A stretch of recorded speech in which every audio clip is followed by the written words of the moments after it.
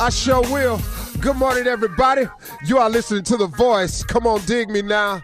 One and only Steve Harvey got a radio show. Man, oh, man. Almost forgot I had one this morning, but I'm okay. I'll tell you where I am in a little bit. You know, I get around, man. There's so much, but, man, good morning, everybody. You know, today I was having a conversation with my wife last night. And we were talking about our plans. You know, we often sit down, you know, just like a married couple. I mean, you know, we're married. You know, we have children. We have aspirations. We have hopes. We have things we want. You know, when you're married, you know, I mean, it's important to sit with your partner. I'm not telling you anything you don't know. It's common sense, really. It's important to sit down with the person that you've chosen and decided to share your life with and have multiple conversations on a lot of things. And we try to make sure that all of our conversations aren't always just business related and always kid related, you know, because that becomes, it's a part of it, but it weighs so much on the marriage because that's the grunt work of being married. You know, your children, your family, your bills, your mortgage, your car notes, you know, what's due, what's coming up. And if you're not careful, you'll start, that becomes the focal point of you all's conversation. And this woman or man or person that you've decided to have this life with, all of a sudden, they're an extension of your business. And you guys become business partners or whatever, and it just gets so. Anyway, I'm just saying that it's important to sit down and have these conversations, but it's even more important to have the other conversations. You know, it's important with the person that you're planning on making the run with to sit down and talk about other things, you know, on a more upbeat note. You know, we were having a conversation and she was reminding me of what she loved about me. And then I, in turn, was turning around telling her the things that I admired about her and loved about her. And we kind of have these all the time, you know, where we sit down and we talk about the things that we still enjoy about one another. Or we may talk about some of the things that we miss in one another. But we constantly have these conversations about appreciation. You know, it's so important, man, that the other person feels appreciated. So these things are important, but we got into the conversation deeper last night, and I was telling her about this idea that I had and that I wanted her to help me with and make a phone call for me because she knows these people, and I was going to be doing this. And then my wife reminded me of something. Now, once again, you know, as always, you know, when I'm talking to you, I just keep it as real as I can. I don't know the Bible inside out. I can't quote to you scriptures and tell you exactly where it is. I just, you know, I heard her say it, but it kind of blew by me. I was telling her about something I wanted to make happen, and she reminded me that there's a scripture somewhere, and somebody emailed it to me today, I'm sure, where the Bible reminds us not to be anxious for anything. Don't be anxious for something. And, you know, It really mattered to me at that point yesterday that she brought this to my attention, because how many times I've been guilty of that in my past, and I've learned better now, but every now and then I need to be reminded, you know. And I think what she was saying to me was, you know, I've gotten to a point in my life, and we all should get to a point where, you know, you've heard old people say this: if you're gonna pray about something, then don't worry about it. And if you're going to worry about it, don't pray about it. Back to this. Be anxious for nothing. If you're going to trust in God, then do that. And trusting in him means sometimes you got to be patient. God has never been too late. You don't know the plan he has. You don't really always know his will. You definitely don't know his route, his way of doing anything. So he's always on time. He's always been there on time for me. He's always been there on time for you. How many times have you thought it was over only to find out it's really just begun? How many times have people wrote you off there are those of you who have lost jobs, but you are still maintaining. But man, God has already began the turnaround process for many of us.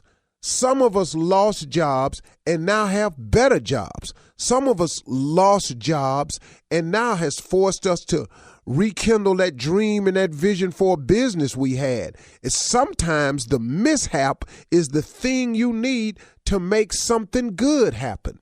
See, a lot of times we get so comfortable in our life where we just we get complacent. We just settle in, and when this is it and this is what I'm doing. But in actuality, God has a tremendous amount of abundance for you. He has an amazing amount of things. He has all these boxes packaged up with your name on them that he's willing to ship if you would just align yourself with some of his will so you could get some of these things. How many times have you thought it was over and it didn't really go over? How many times have you thought, well, this is it, and it wasn't it at all? Well, how many times have you thought, well, it don't look like this going to work out, and it didn't work out, but then something better came along? How many times has that happened? You've got to realize this, man. I was talking to a family who had got displaced from the Katrina thing that happened down there in New Orleans. And man, when they said, yeah, we got a displaced from Katrina, and I braced myself because, oh, woe is me, here comes this story. I got to hear this and I got to be encouraged and think of something. It was totally different. They totally blew me away. Man, the brother said, man, it's actually the best thing that ever happened to my family. And I went, whoa. And he said, yeah, man. He said, because what happened was, he said, I got settled in. He said, plus, I was doing some things outside of my marriage down there. He said, I was doing some stuff in the streets I ain't need to be doing. He said, man, it all got washed away. We thought our life would never be the same. But he said, man, my life ain't need to be the same.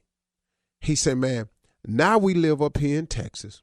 We got a house, don't know nobody. He said, I ain't got nobody I know to get into trouble with. He said, man, I done rediscovered my wife, how beautiful she really is, how much my family really was counting on me. And he said, man, it straightened me up, man. He said, so I got to tell you, Steve, it was the best thing that ever happened to me. Now, that's not always the case, but it's how you look at a situation. But just don't be anxious for anything, because God got a fix for you if you just let him work. So just stay on course. Stay focused. Don't lose faith. Don't be anxious, man. Just stay in the wheel. Let God work with you. He got some great stuff in store for you. You're listening to the Steve Harvey Morning Show. Ladies and gentlemen, without further ado, it is time to start this thing. And start this thing we will. START. ST starts with a lot of great things in my life. ST start. ST Steve, ST Stutter. STs have played a pivotal role in my life. Do you understand? I do, clearly. Gratitude does not start with an ST because it is far more superior than stuttering, starting, or Steve. It is gratitude. The 3 tudes that can change your life. If you open your morning with gratitude, it directly affects your attitude, which is in direct correlation to your altitude. Let the church say amen. Amen. Amen, amen again. Starring Amen. Shirley Amen. Strawberry, Carla Farrell, Mouth of the South, Kill, better known as Junior, the legend of Nephew Tommy, and myself, Moi. Junior, what's on your mind today, sir? Well, Unc, we coming back, man. You know, I'm thinking about motivations. You know, now I've recessed the first half of the year. Have you recessed the first half, and what's your motivation for the second half? When you recess something, that means you go off to have lunch and to play on the playground. Yeah. What is that? When you get your tooth recessed is when someone punches you and causes it to go further up into your gum line. Whoa. You have had your tooth recessed. Yeah. That's how we're starting off. Now, we first gonna have to master the language. And if I correct you, you have made a severe mistake. You know what I mean? Because I know exactly. Yeah, that's what I know I'm in exactly. I know exactly what you meant, but I took this moment to show you that I knew better than you at that particular moment about the usage of grammar. The playground, though, that's what I love. Yeah. Yeah, that's recess. Nothing else really mattered to me. Anybody say we're going to take a recess, like I was at a meeting one time and they said, oh, we're going to recess the meeting. And I went, wait, they got a playground? That's the first thing I thought. Dog, because that's all that mattered to me. That was my favorite subject at school. It was all that mattered to me. We're going to stop the meeting. We're going to take a recess. I said, cool. They got playground. This going to be slick right here. I don't like none of these people in this meeting, but I'm going to go over there and play by my damn self. That'll be just fine. Yeah. I was the only kid that knew how to seesaw by himself. I just jump as high as I could with the board between my legs and come on back down. I just dealt with it. Oh, that was the worst thing on the playground. Yeah, I just dealt with it. Yeah. Because it's hard to get somebody to come seesaw with you when you stutter. Aww. Yeah, I could have seesawed by the time I convinced this total stranger come over here and get on the other side of this board. So you just got it over with? Yeah, I went on up there and just jumped high as I could, slammed back down to the ground. I didn't seesaw, I just sawed. All right. Thank you. Coming up at 32 minutes after the hour, the nephew is back too. We're all back, and it's time to run that prank back right after this. You're listening to the Steve Harvey Morning Show. All right, it is time now to start your morning off with the nephew and run that prank back. What you got for us, Neff? One of the greatest of all time, ladies and gentlemen. Matter of fact, the greatest host, won't you bring it out? Ladies and gentlemen, without further ado, the greatest prank I have ever heard in my entire life. Raymond in the closet. Hello. Hello. Hey, who there? Can you hear me? Yeah, barely. Who's there? This Raymond. Man, speak up. I can't hear you. Who? This is Raymond. Man, speak up. I can't hear you. Who is this? Raymond. Raymond. Veranda is my sister. Veranda brother? Yes. What's up? What's up, man? What's up? Somebody done broke in our house. They in the house right now. I'm in the Hold on. Man, I barely can hear you. What you saying? Somebody done what? Somebody done broke in our house. Well, why the hell you whispering? Because they in the house right now. I'm scared. Wait a minute. You saying somebody done broke in the house and they still in there? Somebody done broke in the house. I'm in the house now. Hold on. Wait a minute. You saying somebody done broke into your damn house and they still in there? Yes. Well, what you doing sitting up in there? Why you ain't call the police? I'm in the closet. And I'm trying to get somebody to... Hold on. I don't know what to do. Man, you saying somebody in the house, in your damn house right now? I don't know what to do. Oh, this up. Okay, where you live at? I'm on 36th Street. Because I'm at 32 and a half. You know what? Hold on. I'm finna call the laws now. Wait. Man, you know what? What? Wait a minute. Don't call the police. You send your in the house, somebody sitting up here finna kill you, and you talking about you don't want them arrested? We got some illegal stuff in the house. Don't call nobody. Wait a minute. Wait. Now, you saying, hold on. You saying don't call the damn law. You have some what in the house? Don't call nobody because we got it. I got some illegal stuff in the house. Don't do it. Man, what you got now? Man, you know what? This is bad, Doc. You know what? You send your up in there. That's probably why they in that house. Now, you done set your up in the house. That's who in there now. I guarantee you that. What you got in there? I can't say it. I just want you to help me. You know what, man? Let me tell you something. I'm going to tell you the best thing to do. Even though the people in your house right now, you need to just let me call. Man, you need to let me call the damn law. Because I'm going to tell you right now, you can't get your much ass. Don't do that. Don't call. But you know what, man? I'm going to tell you now. I'm not going to go out there. You'll stay down there. I'm going to tell you now. I can call the law. I can call the law. Hold on. I can get my wife to call right now. Don't call the police. Don't call them. Because it's too much illegal stuff in the house. Don't do it, please. I'm talking to my wife. Don't call the police. Man, but I'm going to tell you something, man. Honestly, I can't do a thing because I ain't finna go down there. Now, I'm going to tell you something. This fool sitting up here telling me don't even call the damn law. You know what, man? Look at here, Doc. I'm going to be honest with you. I ain't finna go down there. I'm going to tell you right down now. You know what? Now, first thing I'm going to tell you now, I ain't finna take my down there. First of all, they may be tapping my damn line. And I ain't got to do with this. You going to get your killed on your own. Doc, listen. Man, look, I can call 911. Hold on. Baby, look, go ahead and call them. Because you know what? You finna get your killed down there. They don't know who you are. I bet, man, you know what? And I ain't finna stay on this phone with you so they can find out. Because you know what? No offense, Doc. Listen, I can call the law. I ain't getting in that. Man, you must be a damn fool. I ain't finna get in that one. So I'm gonna tell you what you can do. Doc, I call the law. I'm finna have my wife right now. You know what? You may not like it now, but you appreciate me later, because you know what? You're finna get your monkey ass. Wait a minute. Just whisper. I think they outside. Man, you know what? This is some crazy Doc, you done set your up. Shh, don't say nothing. I'm finna call your sister for one. Don't say She's sitting up there talking about not calling the damn law. Damn fool. You better keep your monkey ass in that closet. I'm going to tell you right now, you're a damn fool. You walk out, because I'm going to tell you now, they sure going to kill your stupid man. You know what? I ain't going to lie to you, man. The only thing I can tell you, damn, I can call the law. You finna go down. And I'm going to tell you now, I ain't going down with I don't know why you really even call me unless you want some help. Because I'm going to tell you right now, I ain't finna jeopardize myself nor my damn family over your around here. The only thing I can do, I can help you out in one way. I can call the law. Now, my wife's got a cell phone. What you want me to do? Will you come get me? You must be a damn fool. I'm not. Hell no, I ain't going down. But I ain't going. You know what, man? Look. I can't get in there. And my wife done already called the police. I'm going to tell you right now, they finna come. Can you hear me? Yeah, I can hear you. Shut your damn mouth. Shut up.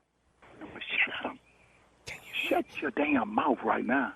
Can you hear me? Shut up. They don't know in the house. That's why they don't shoot the out of him. Don't peek out that damn door. Can I say something? Man, you need to shut your damn mouth. This is Nephew Tommy from the Steve Harvey Morning Show. You know what? You just got pranked by man, your boy Wendell. You just got pranked. Boy, y'all some dirty.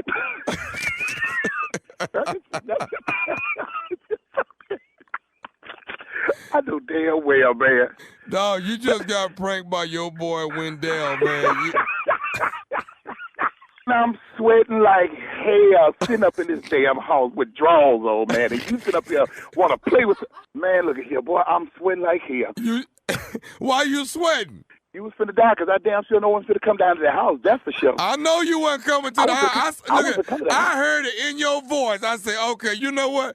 He ain't coming to get me. Man, I'm sitting up here right now, man. I might need to take off from work, boy. I'm sweating like hell sitting up in here, Doc. Hey, let me ask you something, man. What is the baddest radio show in the land? Can't be nobody but the Steve Harvey's Morning Show with none other than Nephew Tommy with his crazy. What was it, Veronica? Classic prank from the nephew. Thank you, Nev. Coming up next, it is Ask the CLO with Chief Love Officer Steve Harvey in the building, ready for your love questions right after this. You're listening to the Steve Harvey Morning Show. Coming up at the top of the hour in entertainment news, Celebrity Family Feud, hosted by our very own Steve Harvey, is back. Yes, it is. Yeah. We'll talk about that, of course. And congratulations to the father of the bride, Eddie Murphy. Plus, in entertainment news, Brittany Griner's guilty plea. What does it mean? And we got to send out prayers of healing for Pastor John Gray, who is hospitalized in the critical care unit. We'll talk about all of these stories at the top of the hour. But right now, it is time to ask the CLO, Chief Love Officer Steve Harvey. All right, Leah in New Jersey writes, I was dating a guy that was separated but had not gotten a divorce. His wife accused me of being a homewrecker, but when I met her husband, he had his own apartment and he was honest about everything. She blames their separation on me. Why do some women have misplaced anger in these situations? Well, you got to blame somebody. And she figuring if you the one that's dating him, you the one that caused the rift. That's an automatic. You know how many times that didn't happen? That ain't nothing new. I don't know why do women have displaced. It's displaced to you. She thinks she done nailed it. Why you think it ain't you? You know. But when you met him, you had his apartment, and that's probably true. Yeah. But she gonna blame somebody the moment. This is all the evidence she got. She don't know it's her. She don't know it's her. She don't know it's him. So she done found a reason, and it's you. And it's really not you. It's probably not even her. It's probably just a shortcoming in him. Why do women always try to find another reason other than they pick choice of men that makes it the cause and effect? Sometimes you just pick the wrong man, that's all. Ain't no big deal. You can get it right. All right, moving on to Tandra in Phoenix. Tandra says, I've been dating a man for 8 months and I've only been to his house once. He lives an hour away from me and he comes to visit me or we meet up in the middle.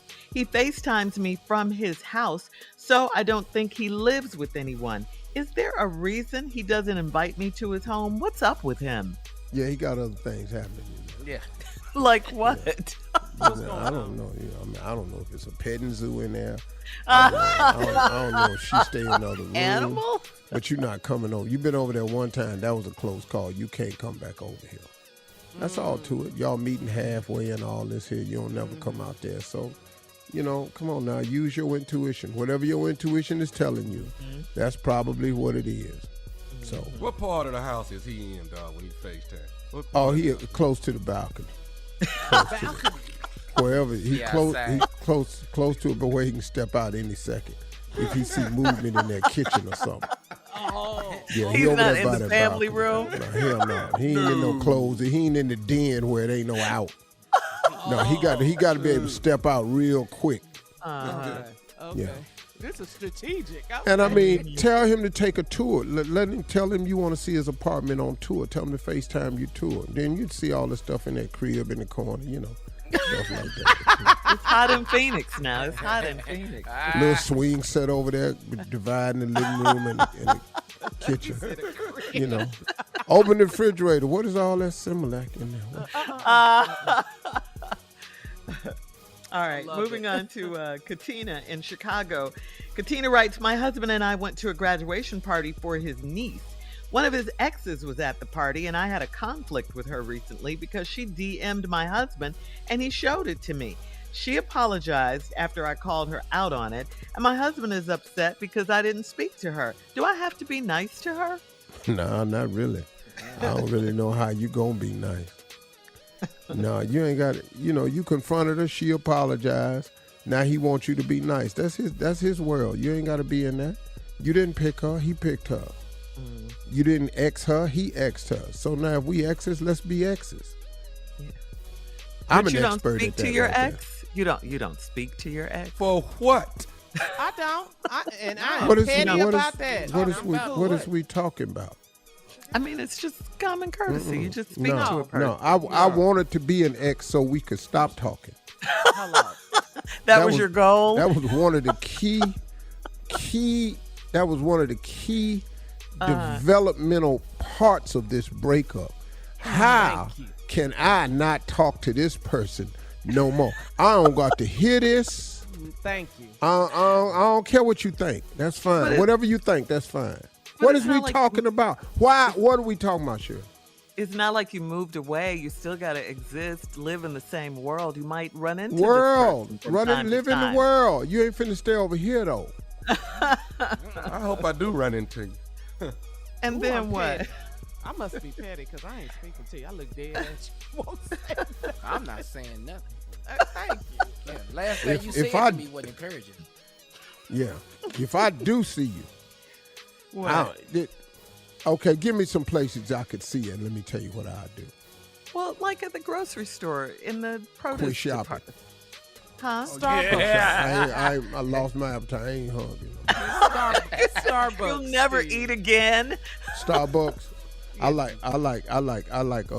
Dunkin' Donut coffee. Y'all talking about running into him like that. You talking about running? I got it different. Oh, you was talking about with the car. On the freeway, yeah. Okay. We're moving on with these killers. We're moving on. All right, last one, Steve. Marie in Grand Prairie says, I work with a lady that smells like bacon grease every day. It's in her wigs, it's in her clothes, and her work bag. I'm embarrassed for her. She says, Marie says, I'm embarrassed for her because our coworkers call her a grease ball. There are only 4 blacks at our job, so I don't like this at all. Should I get out of my comfort zone and tell her that she smells bad? I mean, that's what Marie wants to know. Or you could just bring eggs and toast to work every day. And that way she'll just smell like Have breakfast. a meal. Well, that way she'll just smell like breakfast and won't just be the bacon. I want to taste her bacon. She love bacon. She in there cooking bacon, but you might have to. I don't know. I don't know if you all are close enough for that. Cause It doesn't sound like it. She just says, I work with a lady. They're just both black women at the same job. Her wig smell like grease. So maybe she got a studio apartment. Yeah, It's all wig in her clothes, bothers me. all in her wig though. That bothers me. How does your wig smell like grease? She smells Well, at least the problem is not We the love smell, bacon. it's the quality of wig. In the words of Ricky Smiley, he dated a girl wig was so country, it was so crunchy that it felt like Easter basket grass.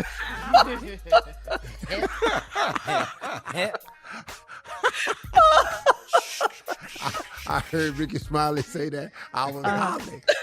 Her hair felt like Easter basket grass. You remember that damn grass, man? I remember that grass. Green grass. Yeah. All right. Well, thank you, CLO. That's all we have for you today. Coming up at the top of the hour, we'll have some entertainment news for you right after this. You're listening to the Steve Harvey Morning Show. Well, he's back. Sunday night was the season premiere of Celebrity Family Feud. It was hosted by our very own Steve Harvey. And the cast of Abbott Elementary were the special guests. We love that show. Great show. And so, Steve, we got to ask you, are you excited about this new season? Yeah.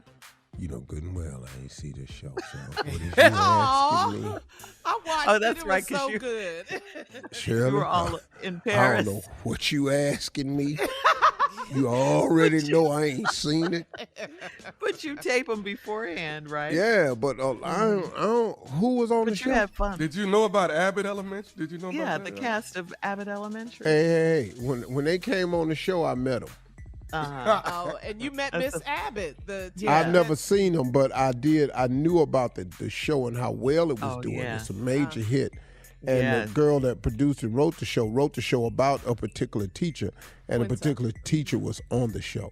Miss Abbott. Yeah. Right. Okay, you know about that? Yeah, it's a really, really good show. Good Very show. It's funny, my very well favorite written. show. Yeah. So, but you are excited about the new season of Celebrity Family Feud, right? Oh, We all I'm are. beyond excited. Shirley, I'm convinced. overjoyed. I'm not convinced right now. There's I'm a not. tingle. There's a tingle that's running through me right now. That's of electric current magnification. I just feel like, a check. woo, That's a Yes, check. call the check. That's what it Yeah. is, Tommy. woo, Lord. One of the many shows that you're on. All right. Well, we're going to switch gears here because there's some not so good news to report. Yeah. Attention, we're talking to the prayer warriors now. We're sending prayers of healing out to Pastor John Gray. Pastor Gray is in the hospital in critical condition right now. His wife, Aventer Gray, posted on Instagram that she is praying for a miracle, and her husband was admitted into the hospital with a saddle pulmonary embolism, which is a rare type of blockage of an artery in the lungs. Pastor Gray became the pastor of Redemption Church back in 2018 after relocating from Houston, working with Pastor Joel Osteen. So definitely We are prayers of praying. healing. Yeah, I like that definitely. brother too, man. Good dude. Mhm. Yeah, Praying for you, Pastor John Gray. absolutely. Show for sure. Yep. In other sports entertainment news, the WNBA All-Star Weekend spotlights Brittany Griner with special jerseys and continued calls for her freedom. As we all know, Brittany Griner pled guilty last week, but it's not believed she did so because she's actually guilty. In fact, it's believed to be paving the way for potential negotiations to bring her home via prisoner swap. Griner was accused of having a gram of cannabis oil in her luggage when she was arrested at the airport in Moscow back in February. In addressing the court, Brittany said she didn't intend to commit a crime and was just careless packing her bags.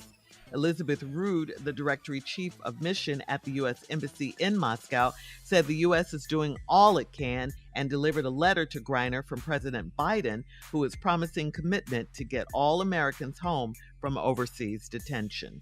So there you go. It's time to bring her Man, home. I hope they let that girl come home, man. I do too. Yes. Prisoner of war. Yeah. And then she had to plead guilty as looks like a way to swap. Yeah. Prisoner swap and get out. Look, they're gonna make you do that. That's what they That's say, the agreement. They gonna make you do that, and I'm fine with that. You know, just say you guilty. This ain't no time to be talking about no, I ain't guilty, and then you stay long. I'm guilty. I did it both, and then bump Russia.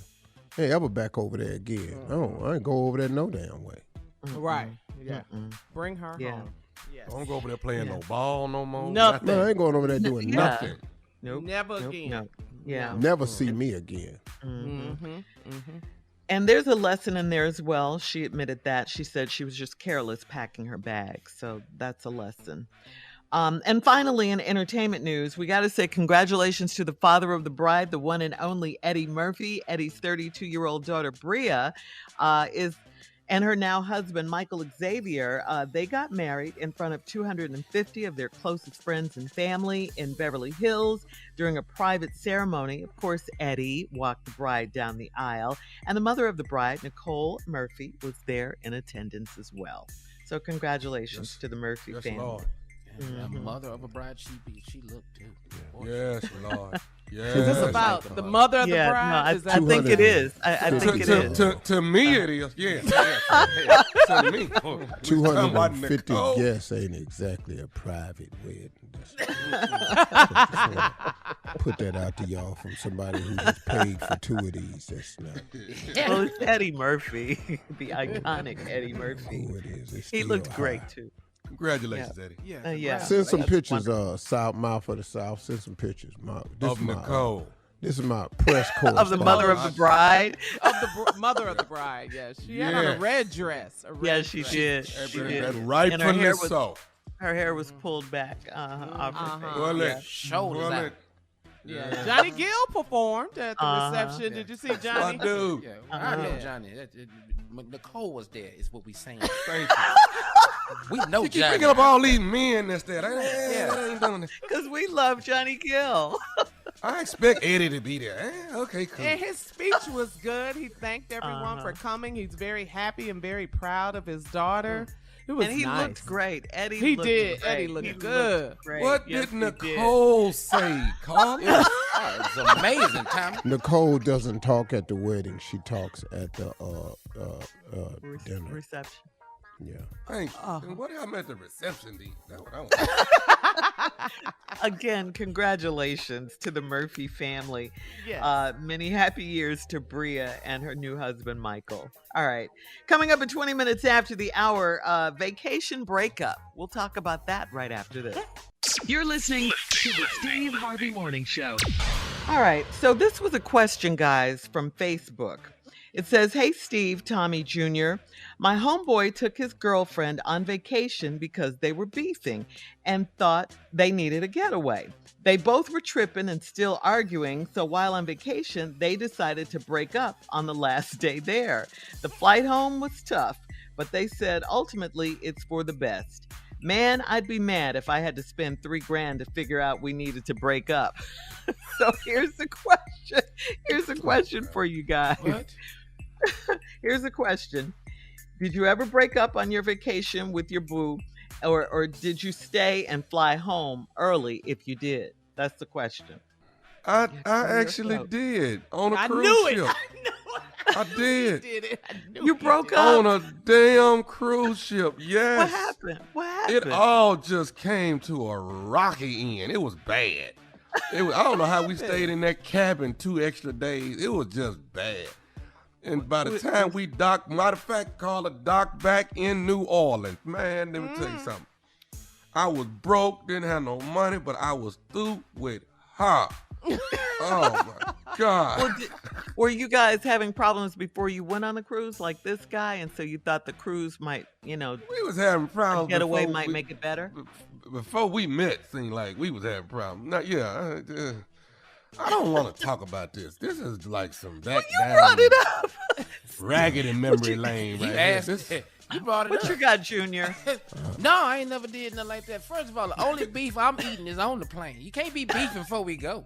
No, right? No, I ain't never did nothing like this. Vacation. Great. Come on, Steve. I know you have a story. I'm here to tell you that I've gone on several vacations Yes, sir.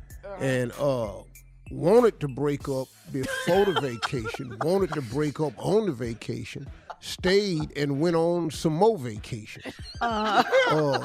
Till finally, he's talking about he would be mad if he spent $3,000. I've lost millions Millions. Wait a minute. in bad vacations and breakups. So no, son. Sometimes you try to save it. You try to go out there and maybe we get some time away alone. But that's the best way to find out if you really belong with somebody. Go somewhere where there's no distractions. It's just you and him. Marjorie and I have a running joke. We knew we were meant to be each other when we went to Bora Bora because Bora Bora has nothing to do. It's boring. Bora is a Latin word that means boring.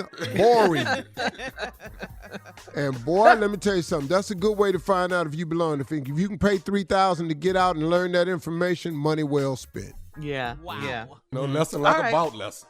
All right. Coming up next, 34 after the hour, Steve is going to tell us about his fabulous Paris vacation. We can't wait. That's coming up right after this. You're listening to the Steve Harvey Morning Show.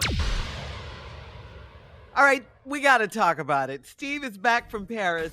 We've been seeing social media, all the fashions, everything, Steve. We know why they call you blue cheese, but let the people know why they call you blue cheese. And then you got to share with us some of your favorite moments and your looks from Paris Fashion Week. Blue cheese. It's sort of crazy because we didn't go to but one show. Marjorie didn't feel like going to the shows. And so we was just over there just really enjoying the place. She only went to the Fendi show. The Fendi. Fendi show. Yeah, we saw that. That was fine. How long do a show last, dog? I never ever. About 15 minutes, dog. You take your hour, What? you get dressed, What? then you got to cut through all that traffic, then you go through the paparazzi line, you sit down. The show is about 15 minutes. Wow. Seriously? A fashion show is about 15 minutes, 20 tops. So, I've never Steve, seen one longer than 20, yeah. all the looks and when you all were coming out the hotel doors and all of that, we thought you were going to the shows. You were just going where? To dinner? No, we go or to what? dinner. We're going out. Hanging out, to kicking dinner. it. Yeah, I thought you were going to the show. I'll be fly just to be fly. You know what I'm saying? I love don't it, need a baby. I reason. love it. I don't need a reason. You know what I mean? I just need to be the season. You know what I'm saying? You got me sitting me. You act like you don't even know how this go. You know what I'm saying? It's just been there all my life. You know, that's just amazing to me, though, how they just now catching on. You know what I'm saying? I've been flying my whole damn life. You know, I know they ain't like the way I was flying. You know, I was urban. You know what I'm saying? I was Detroit, Philly, St. Louis, Chicago, up in there, Evergreen, you know what I mean, representing the boys. Not Evergreen. Oh, Did you say Evergreen?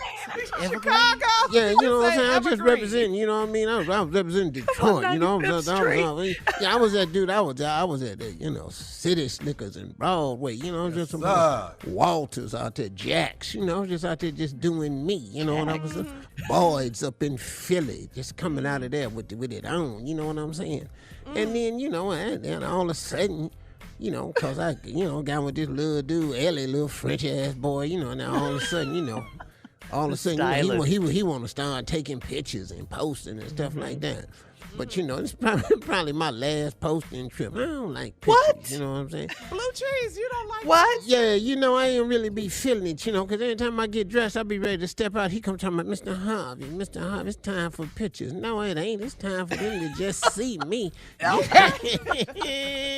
You need a picture. I need some fresh air. You know what I mean? We saw the paparazzi, though. We saw them taking pictures. it was like coming out of our hotel a lot of times, most of the crowds was waiting on this young girl, Selena Gomez, was staying there.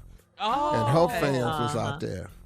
Got you. Okay. They was glad to see me, but not as what they wanted. They wanted Selena Gomez. All them kids was outside, just like you couldn't come out the hotel a couple of times. And then, when we went to the show, that's a different thing. The paparazzi and the fans, they lined up.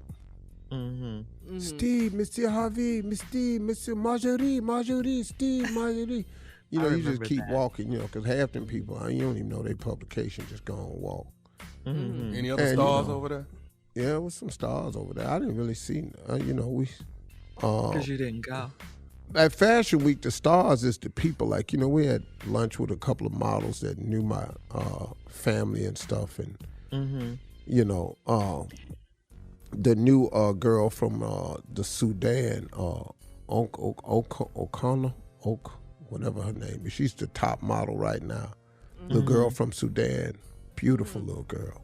Oh, we took her to lunch. Marjorie adopted her, made her family. So now, what else this finna cost? But anyway. Inside boys, outside boys. Well, we need to stop adopting all these Steve, tell people. us your favorite thing that you ate over there quickly, please. I don't know, man. Caesar's was incredible, man, because they cooked this dish in a cheese bowl, a big bowl made out of hardened old age cheese. And they put cognac in it, set it on fire, and then they stir the noodles inside the cheese that come off the cognac. Oh my God. Oh my God. I'm going to make that tonight. No, you're not sure. You're going to burn your house For down. dinner, yes. Burn your house down. Tell Nestor to call us for prayer. All right, coming up next, it is the nephew with today's prank phone call right after this. You're listening to the Steve Harvey Morning Show. Coming up at the top of the hour, right about 4 minutes after, it's my strawberry letter for today, and the subject is she's too phony and bony. Now, we'll find out what that means in just a few, because right now the nephew is here with today's prank phone call. What you got for us, Neff? Well, looking through my stupid archives, folder 12 of stupid. What'd you come up with? What'd you get? Yeah. You can really just pick any folder. You don't have to keep flipping through. They're all stupid. Let me see. Right here. Curry goat. How about that? Curry goat. Okay. Yes. All right. I've never had that. I'm in Miami right now. I'm over here with a bunch of Jamaicans and people from the islands, okay? Curry goat. How about that? Yeah. Booyaka, booyaka, booyaka. Yeah, let's go. Cat dog. Hello? Hello? Yeah. I'm trying to reach Mr.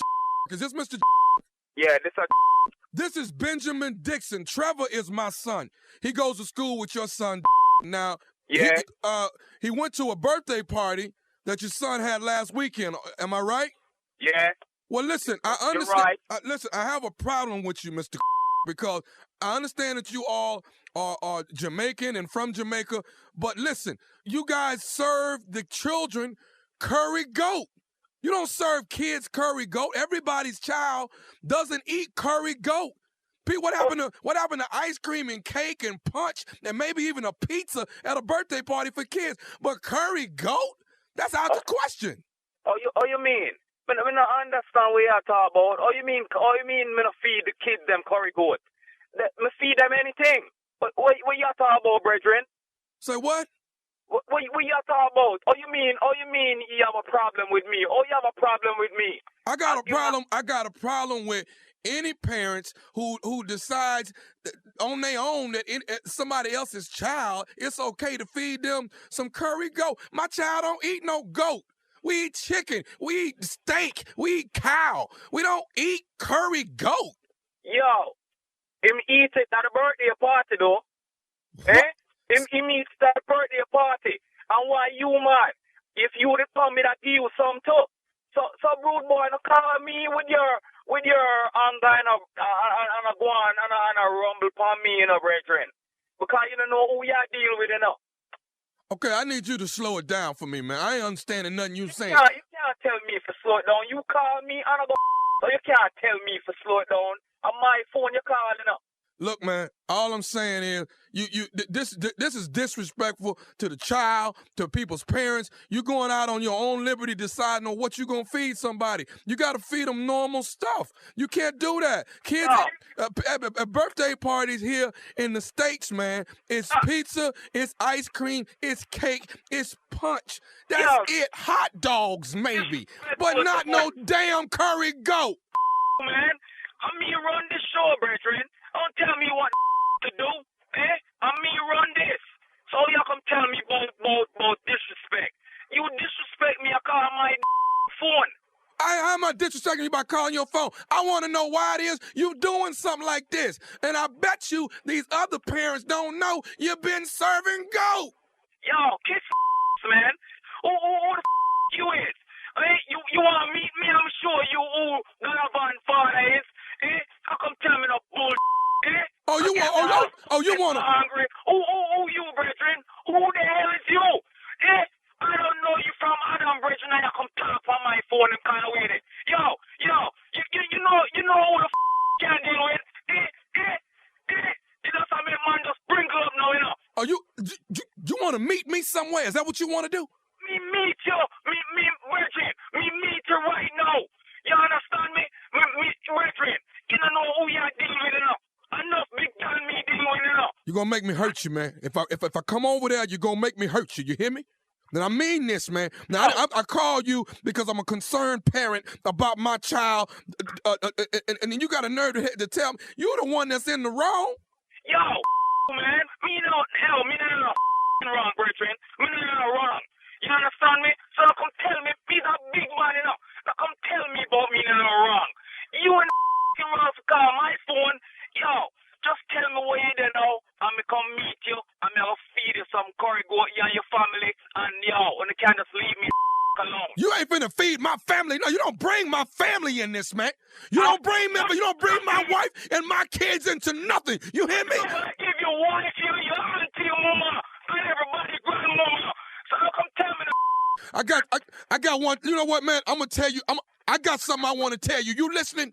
ain't got to tell me, man. This is Nephew Tommy from the Steve Harvey Morning Show. You just got pranked by your sister, Patsy. What the hell? I don't believe you, man. I don't know no like that. Hey, you just got pranked by your sister, Patsy, man. She put me up to this, dog. Boy, I tell you, man, I'm so sweat, boy. I feel like I need to get a blood pressure check. I got a low tolerance. My tolerance very low. Boy, I tell you, man. But anyway, I'm gonna still feed you and your family some curry goat, man. I'm gonna invite you to the house. I'm gonna have nothing but curry goat. I bet it's good too. I ain't gonna have no rice with it or nothing. Just pure curry goat. You know, when you get angry, American people really can't understand what you're saying. You went on a Jamaican run. They're like, what the hell that boy saying? We got to give a shout out to all of the Jamaicans out there, baby. What is the baddest radio show in the land? Steve Harvey Morning Show. New York City, baby.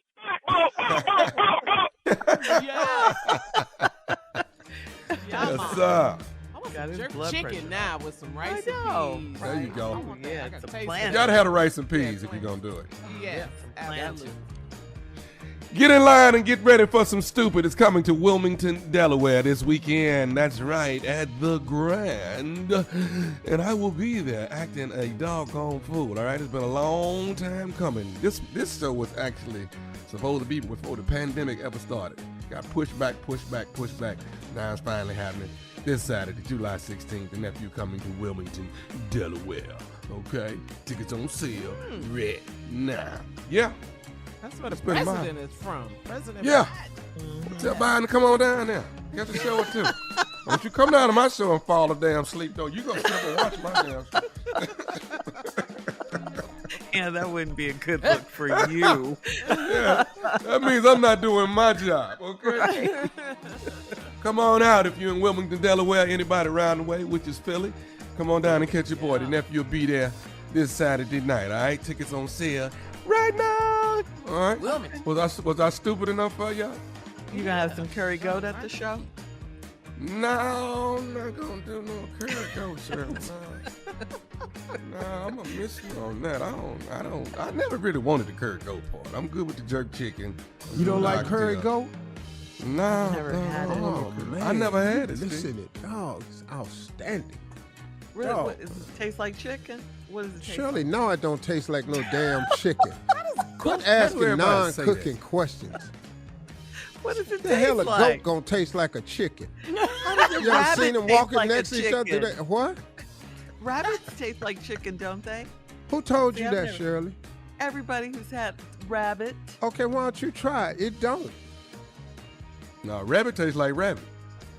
I done had rabbit. Rabbit's outstanding. Yeah, I've I've had heard rabbit. people who've had it, they say it tastes like chicken. Shirley, All right, we'll Oh, continue your this friend. Shirley, why are debate. you in food conversation? hey, for real. I mean, it's not what I you like do. to eat. Wait a minute, I can't eat now. Well, know your flavors. Know your animals. All right, coming up next, Strawberry Letter's subject today is she's too phony and bony now. We'll get into it right after this. You're listening to the Steve Harvey Morning Show. All right, guys, it is time now for today's Strawberry Letter. And if you need advice on relationships, dating, work, sex, parenting, and more, please submit your Strawberry Letter to steveharveyfm.com and click Submit Strawberry Letter. We could be reading your letter live on the air, just like we're going to read this one right here, right now. And you never know, it could be yours. Buckle up and hold on tight. We got it for you. Here it is, the Strawberry Letter. Thank you, nephew. Subject, she's too phony and bony now. Dear Steve and Shirley, I've been married for 4 years to the love of my life. When we met, she had just had a handsome baby boy, and we bonded over us both being heartbroken. I was engaged to a self-centered woman before I met my wife, and 2 weeks before our wedding, she ghosted me. My wife had been dating a man for a long time, and when she got pregnant, he ghosted her. We were two damaged friends that became lovers. I have raised her son as my own and loved her through her weight challenges. I know she was bigger when we met because she just had a baby. I knew she was bigger because she just had a baby. When she was still overweight a year later, we started eating healthier and I encouraged her to lose weight. We got a trainer and she went and got a breast reduction. When the weight came off, she got a lot of new clothes and she let her hair grow and she got a perm. It was like her attitude changed overnight and she was very uppity all of a sudden. I suggested she ease up on working out because she lost all of her curves. She started hanging out with her trainer and the trainer's friends who are all skinny, single, airheads that drink a lot and like to be in the streets. My wife started wearing emerald contacts and she wants some kind of cosmetic procedure on her chin. Our son will be 5 in 2 months and she wants to rent a venue for his party because she said my house is not adequate enough. She puts her tiny little butt in lingerie before sex and her moans sound so phony like we're in a porno. I can't keep up with the new woman she has become, and I hope she doesn't tell me that I'm not enough for her. How do I get my juicy, down-to-earth wife back? Well, honestly, I don't think that's going to happen. I don't think you're going to get her back. I think And the problem is, you're afraid that you can't keep up with this new woman she has become, and I think she's gone for good. And you just basically told us why, because she's changed on the outside. You said she got a breast reduction, she lost all her curves, she's wearing emerald contacts now. But I really think it's the inside change that's bothering you the most, because she has new friends now. She hangs out with her trainer and his people. They like to drink, and they're from the streets, you say. And although you were very supportive in the beginning, about her weight loss and all of that, getting a trainer and all of that, eating healthier, that broken girl that you bonded with a few years back, that girl is no longer interested in being a good wife, it seems. She's trying to live her best life right now after conquering her weight issues. And this is who she really is. You need to get used to this. This is who this person really is. She's skinny now, all of that. She got her priorities mixed up. They're all out of order now because she's trying to find herself and she's losing you. I mean, doesn't she realize that she could have it both? She could have a good family, a good marriage, she could have a good life, and she could still have a good toned body. And all of a sudden, your house isn't good enough for a 5-year-old's birthday party? I mean, the 5-year-old doesn't care about that. He just wants to party with his little friends. I say you got to talk to her. It might be too late, but you got to try to reason with her, because I think it's not over until it's over. I mean, I can't speak on her fake moaning, because if she is faking it, that may be the real reason she's checked out. I mean, that's what's got you so scared. You got to try and sit down and figure this whole situation out with her. But I do think part of her is gone for good. You'll never get that back. Steve? Okay, look, you all bonded out of mutual hurt. But I think the relationship started in a genuine fashion, seems like. Now, when you all had this baby and she was still overweight a year later. Now, let's talk about this for a second. That's that baby weight, man. It's hard to get rid of. It really, really is. I hear a lot of women talk about the struggles of baby weight. And you got to understand that there are women that's dealing with baby weight 13 years afterwards. I mean, Yes, and Lord. who am I to say that should have gotten rid of it by now? Because I look at my stomach and I think I should have gotten rid of it by now. But it don't go away like I want it to. So it's a weight issue. This whole thing is about weight and attitude. This whole thing. Mm-hmm. Y'all started eating healthier and you encouraged her to lose weight. She got a trainer. She went and got a breast reduction. So she just started taking everything down. Mm-hmm. I'm going to take this weight down. I'm going to get rid of these breasts. All this here. The weight came off. She bought a lot of new clothes. She let her hair grow and she got a perm. Now, I'm just really basing on these new changes that you're telling me. I just want to deal with what was it we was dealing with originally. Here you go. Because you done cut damn near everything. So it just makes me, when the weight, she got a breast reduction. Yeah. When the weight came off, she got a lot of new clothes and she let her hair grow and got a perm. Lord Jesus, what was going on? Before? So, before the breast reduction, before the weight loss, before she grew her hair, and before the perm, and before the emerald eye contacts, Hold Lord on. Jesus, who was you staying with? Don't forget the emerald contacts. I said that just now. Yeah. All right, here we go. When we come back, we'll have part 2 of Steve's response at 23 minutes after the hour. You definitely don't want to miss it. Today's Strawberry Letter subject is she's too phony and bony now. We'll get back into it right after this. You're listening to the Steve Harvey Morning Show. All right, come on, Steve. Let's recap today's Strawberry Letter. The subject is she's too phony and bony now. Well, this was a letter about a man and woman who met, who had mutual pain, but they were there for each other. And both of them got ghosted.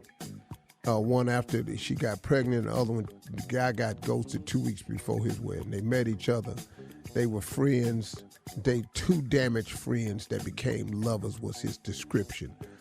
You've raised her son like your own. You've loved her through her weight challenges. Now, you said in the letter, I knew she was bigger when we met because she just had a baby. When she was still overweight a year later, then y'all started eating healthy and you encouraged her to lose her weight. I'm assuming we started because you was kind of, big boy yourself a little bit. Then got a trainer now here was the problem I have. I'm listening to everything she's done. And I want to just see what were we dealing with before all this. So these is the changes. She got a trainer and got a breast reduction. So that's the first thing she got. Because then you said when the weight came off, she got really new clothes. So she got the breast reduction done first. That was probably so she could do the workouts. What? I don't know. That's what I'm thinking based on this letter right here. If I was an ignorant person reading this letter, and I do have a tendency to be ignorant at times. Oh, yes, really? Check. She was overweight a year later. We started eating healthy. We got a trainer. She went and got a breast reduction. I'm assuming that these exercises without the breast reduction was a bit much. She was getting hit in the mouth a lot. Maybe I even cannot with you. Jumped and knocked herself out. Couldn't see the flow. Doing the little ladder drills on the floor and couldn't see the flow because the breast was in the way. I don't know what. But to do these exercises, she had to get this breast reduction. Then when the weight come off, she got a lot of clothes. Mm-hmm. Then she let her hair grow and got a perm. So before this, it wasn't no hair and it wasn't no perm. I'm just basing this on that. Then her attitude changed and she started wearing emerald contacts. You got to be careful with the emerald contacts because they got to match your skin tone. You just can't want green eyes and be any shade now. Some of this we borderline scary now. We looking like children of the corn and stuff like this now. Like really, really fair complected people can't get emerald eyes, and real dark people can't get emerald eyes. You can't go in the extreme. You got to be somewhere in the middle. You got to be like a different color to get emerald eyes. Then you said she wanted some kind of cosmetic surgery on her chin. Well, her chin was probably damaged from her breast. A lot of this goes hand in hand in this letter right here. I'm not going to be able to help this couple out. I can see that right now. Obviously So let's just find the joy out of this letter. Because after this breast reduction, now, for the first time, she's seeing her chin. Now she got to get something done because them breasts was all up under her throat. Then she had her cleavage started. Her cleavage was so big. Some people thought she had a cleft in her chin. It was actually her breast. So now once she got that cleavage reduced, she found out it wasn't a cleft in her chin. Then the son gonna be 5 in 2 months and she want to rent a venue because the house ain't adequate enough for the 5-year-old party because she want to flex in front of her little skinny ass friends and trainer friends. Then she puts on little tiny butt in lingerie before sex and her moans sound so phony like we in a porno. And you just can't keep up with this woman she becoming. I hope she don't tell me that I'm not enough for her. How do I get my juicy, down-to-earth wife back? She could be gone with all this chin work, weight reduction, and done took the breasts off. You just can't go packing that back home. But we're going to have to start, though. The only way we're going to get Big Juicy back is we got to start with food. We've got to get these calories up. This I can help you with. I can't help you with losing weight, but I can sure know how to pack it up. Bread. Bread is very important. And not just bread alone, but you got to put something on the bread.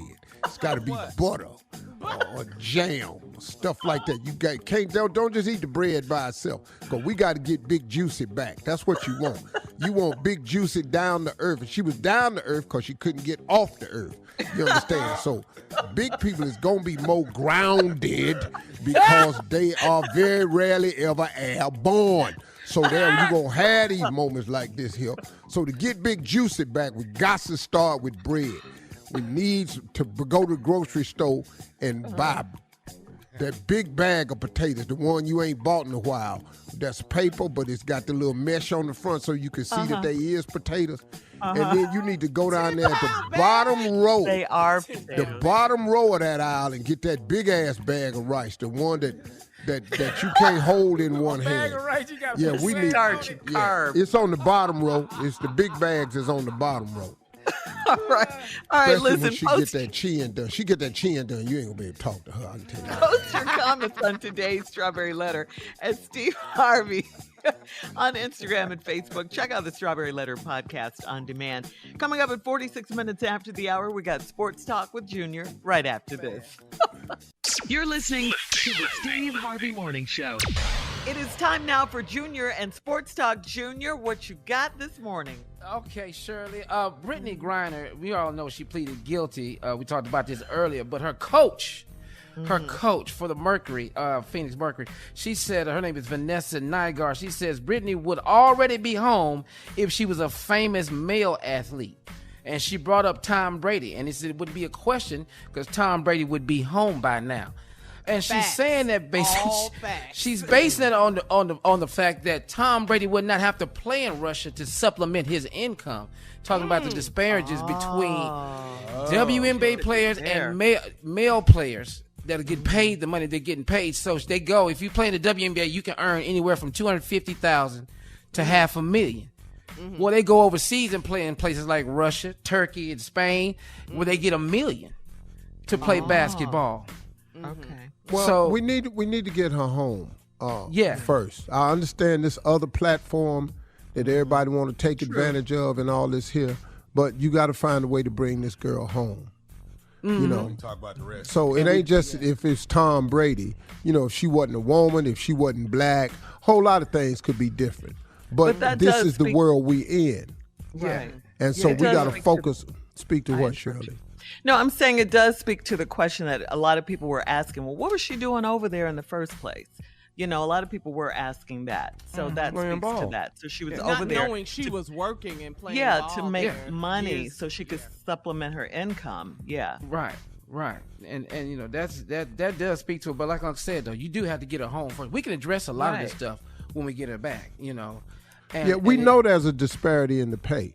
We know there's a disparity in the attendance of the game. We understand that. Now, the soccer players that went out there and fought, you know, the WNBA has got to do better. Their sponsorship that they getting, all them teams got some type of sponsors, and, you know, you got sponsorship has to pay more. You know, they wearing all these jerseys with these names on it and all this here, and they play in the same arenas and everything. More of those sponsorship dollars have to go to those women. Junior, what's happening with KD? Because I ain't seen that was next, man. That's what I'm about to tell you.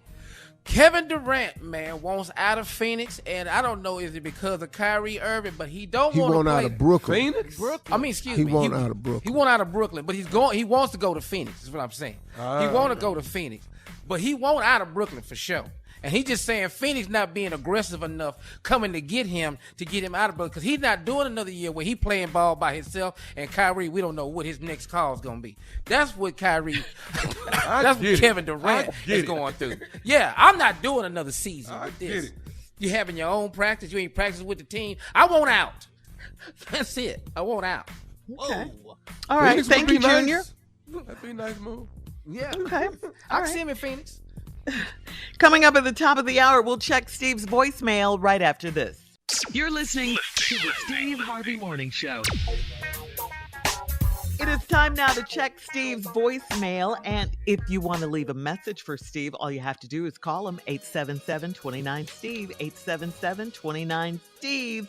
Here we go. This caller, Steve's name is Ron. He says you can be the most powerful man in America. Yeah, Steve, this is Ron, the guy that just called you that was urging you to run for president. Just give me a call back and just express an interest that you would like to even talk about it. I'll build your website, put your policy on there. I'll send it to you. You check it out. You tell me, mister. I know you don't feel like you know enough probably to be president, but you can learn that. But what you got is you got the to be president. I've been working in politics professionally a long time, Steve, and show you what to do, bro. I got the master plan for you, brother. Just give me a call. We're not doing that. I appreciate all of that. Here's the problem with politics. I don't like them, and I don't like the people in it, and I don't like asking nobody to pass my bill, and then they don't. And then I don't like a group of people sitting over there just because that's what the group say, that's what everybody say. I don't like that. I'm not a good debater. I don't do well in debates. I'm not going to be a good, and I'm not really sure y'all want me speaking on behalf of the country because I'm going to loosen all this stuff that I see wrong, you know. Well, that's why he wants He you said, to yeah, outrun. you can learn. He said they'll teach you that. And what's your policy? I'm bringing all the troops home. I ain't helping nobody else fight. Oh yeah. First of all, we ain't doing that no more. You know. Now, if you talking about coming over here, then we'll meet y'all over there and we'll start bugging in. But we just go over there, you know, talking and all this here, soldiers getting shot. No. If you do something to our troops, what I'm finna do back to you, you ain't gonna like. Because I'm going to do extreme stuff. You hurt 6 of our men, 6,000 yours finna pay. That's all I got to say. You ain't finna do tit for tat. So, and foreign policy, I'm going to tell all Americans what we're doing with all foreign policy because that's something we as Americans are not privileged to hear is foreign policy. And I'm going to tell them all of what the foreign policy is, and I'm going to have them voting on it and stuff like that. And I'm just not going to be a good politician at all. No. And then I'm going to tell them folks what I really think about them. We need that. It's going to be a bunch of name calling. And then I'm going to win that right there, though. When it gets to the name calling. You will. I'm going to watch this here. All right. Well, thank you, Ron. We can kick it at the White And House. I'm not moving in there because I'm going to stay in my crib.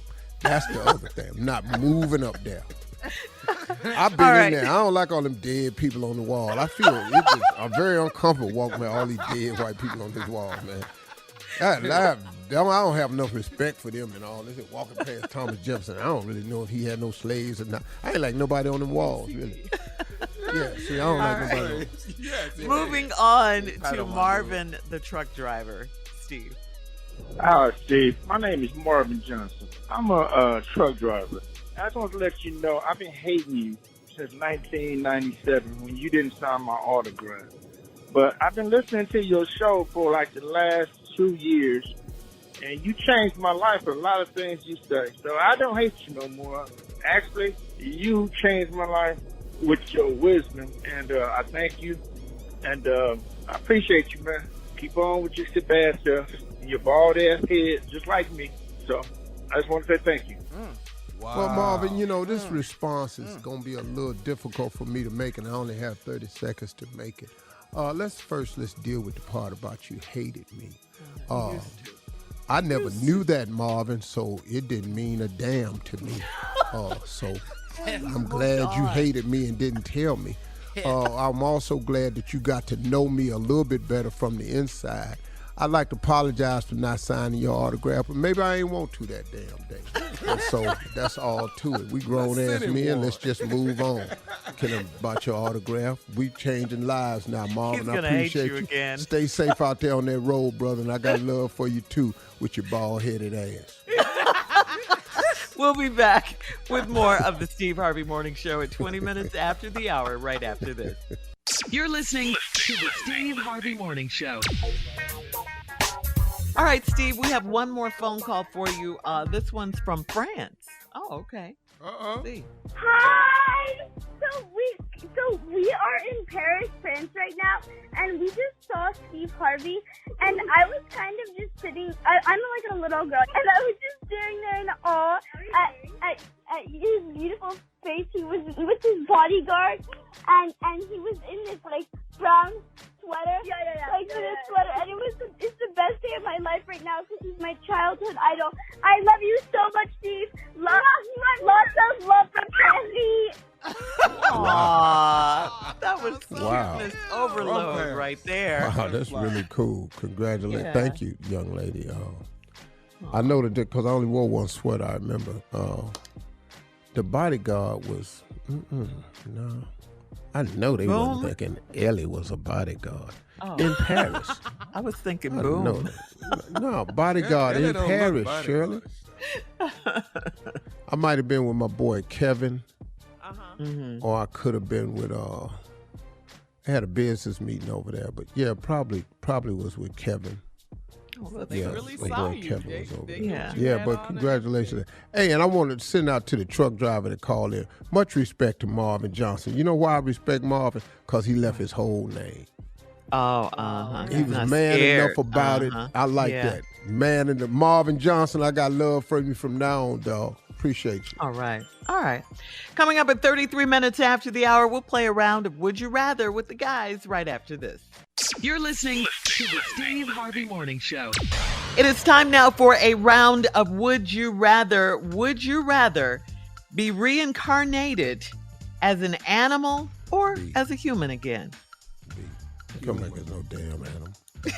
But if you came back as an animal... Oh, just outside all the damn time, walking around. No. Gotta find something to eat. Ain't got no money. I ain't coming back in here, ain't got no money. I done that before. That's the first part of your life. Yeah, I already been an animal. Yeah, we ain't doing that no damn more. Not with no money. No Lord. I don't want no parts of that. I want to be involved in currency exchange. At some point, I hope somebody set a bowl of milk out. Man, hell. All right, okay, moving on. Would you rather not speak for an entire year, or would you rather not hear for an entire year? If I can't hear, then am I speaking? I don't get it. I'm going to tell you right now, if you can't hear, you sure going to sound stupid. Yeah. Especially if you used to hear. You know, I have trouble pronouncing words and I can hear them. Boy, if I can't hear, you can hear. I'm looking, what is his ass talking about? I think I'd want to hear. Okay, so you rather... Well, you can type, write, but if you can't hear, nah, man, I can't. But tough. Not talking for a year, whoo. It's a lot of writing, dog. I can't tell you. A lot of writing. A lot of writing, dog. That's a lot of text. I can't tell you the money I'm going to be missing out on. I can't talk. Yeah, because that's what you do for a living. Yeah. Write these sets and hold them up. That's a lot of text cussing. going on right there. All right, guys. Would you rather climb the highest mountain B. or swim the deepest sea? Oh, man. Why? Back up on that mountain. I'm going to die in that water. That's for damn. I can't get in that water, man. But I can't handle heights because of I get altitude sickness. Yeah. So what you gonna do? So we gonna die on the way up or down the way down? Either way, we gonna dead. Like Mount Everest, when I see Everest, yeah. I'm not finna do that, dog. Okay. That don't make no sense. I don't even want up there. I don't even. Dog, it would mean nothing for me to stick a flag in the top of Everest. Nothing. So then you're going to the deepest seas? Yeah, but I can't swim, so hell. I can swim, but I ain't going way down there. No. All right, that's today's round of Would You Rather. Coming back. We didn't like today. I know. We didn't like today.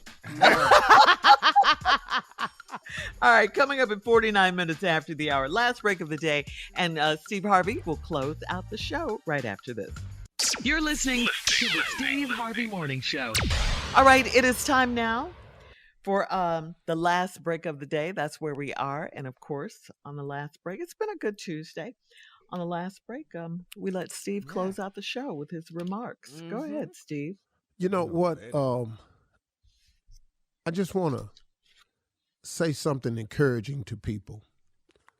Because so many people out there, you know, I look at Instagram and I watch people and I listen to people and I get so many calls now and so many texts and so many things. I run up into people and say, hey, man, we really look up to you. Just yesterday, I got off a plane and a young man said, sir, excuse me, I just want you to know we look up to you. Thank you, man, for saying some of the things you say. And that really mattered to me. And as I've gotten older, I've started to understand more and more my position and my mission in life. And part of it is to be encouraging and informative for those that's still trying to find their way. because I know what it's like to not know your way. I know what it's like to feel the frustration of wanting something to happen and nothing seems to happen. But all those times that I felt like nothing was seeming to be happening, it was actually going down at that very moment. It actually was. It just takes experience, time, and age to look back on it and see exactly what was happening to you was in preparation of what was going to happen to you later on. And so it became imperative that you understood that the things that happened in your past are in direct correlation with where you wanted to be today. And I wanted to do these closing remarks to encourage people that there is a process that all of us are in, a process. And I have to remind myself of that oftentimes also. How many times have I set a goal for myself without asking God to give me the proper guidance in that goal and direction? Because when I ask God for something, he usually does it in a way that I didn't even see how or I didn't even think of. I'll give you an example. I put something on my vision board about 6 years ago, maybe. And it was involving a franchise. I'll just leave it at that. And that's what I said, man, I'd love to have a franchise like this. I'd love to have a few of these. Well, that was my goal, and I put it on my vision board. Years later, I actually ended up doing a benefit for the franchise. Then I actually formed a relationship with the guy that owns the franchise, and I started using some of his facilities to do something else that God had wanted me to do that I didn't know. I'm being very vague because I just don't want to give up the story, the name, but just understand what I'm saying. All I wanted was a franchise. What God intended for me to be was something different. And so then eventually I ended up owning something of the franchise, but it wasn't a franchise. It's the craziest thing. Now, all of this happened because later on in life, I stopped worrying about what I wanted and I started asking God to show me what he wanted from me. And even though I was in the right direction, I wasn't thinking big enough. And what God ended up giving me was far bigger than what I had wanted. The lesson I learned is the lesson I'm trying to tell you about today. You can have your dreams and aspirations, as you should, but open yourself up to the will of God so you can see what God got for you. Because I am telling you, man, you can't outplan God. You can't outthink him, and you sure can't outdo him. So while you on Instagram flexing and fronting and acting like you this and acting like you this, why don't you go to God in honesty and tell him the truth? Hey, you know what, God? I'm really a little bit broken right now. I'm really been going through some things and I'm struggling. And hey, God, I just wanted to tell you, man, just between me and you, when I ain't flexing and I ain't fronting, I'm actually confused. I need some understanding. I need your wisdom. I need your guidance, man, because I'm tired of being confused, but I'm acting like I'm okay. I need some help.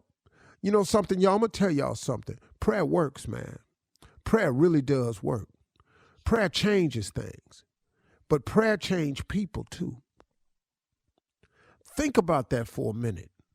Think of all the ways you try to project yourself, but then the reality of it is, man, I've had to slow myself down so many times and say, God, make me the man you want me to be.